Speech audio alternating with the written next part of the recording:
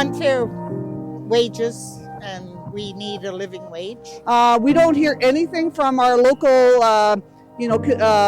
representatives, Brian Jean and Tanielle. All we hear from them is crickets. We need decent wages, working conditions, so we can support kids and keep public education. So we are here right now. Today is 27th of November 2024 and we are live in Fort McMurray, Alberta, Canada. And we have a gentleman, CUBE president. What's your name, sir? Hi, how you doing? My name's Rory Gill. First name spelled R-O-R-Y, second name G-I-L. I'm the president of the Alberta Division of the Canadian Union of Public Employees, which is usually known as CUBE Alberta.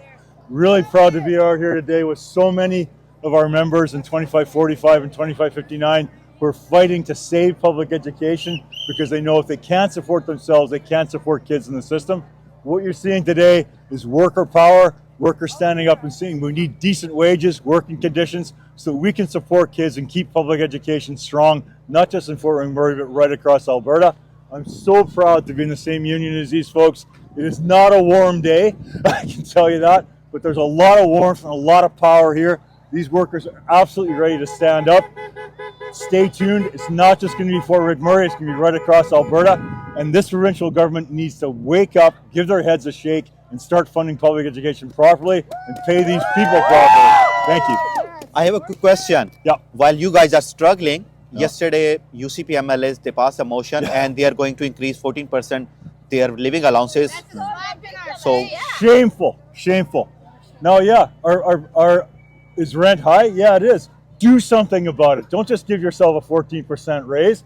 Give workers a raise. If they're struggling with their wage, imagine what we're doing. Exactly. And just like this lady just said, these MLAs are making six figures. And like I say, I know rents are high, but try paying rent in Fort McMurray. Try supporting yourself and what these folks make. Some of They our need a EAs raise. are making 2 and 3 jobs Oh. just to live. Absolutely. And it's because they love the kids. It's not because of our wage. And these are and actually, you know, I can do the slogans, but these are the folks you should be working with. They help kids every single day, and they need a raise. Later on, we're going to go see Mr. Jean, and we're going to go see Mr. I Tanny. think they will be here in their office. No, I don't.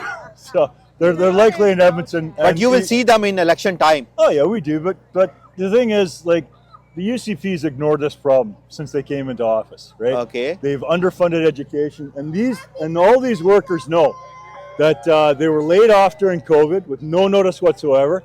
They were asked to go back into classrooms 4 months later with no plan, no ventilation, no safety. They have done everything they can for kids every single day. And this government can't come across with decent wages. They talk about $8 billion for schools. A fraction of that, a tiny fraction of that would pay these people what they need to get, and then they can support kids. So there's no point in building schools if there's nobody to work in them, and there's no point in talking about funding education if you're not going to fund the people who provide the education.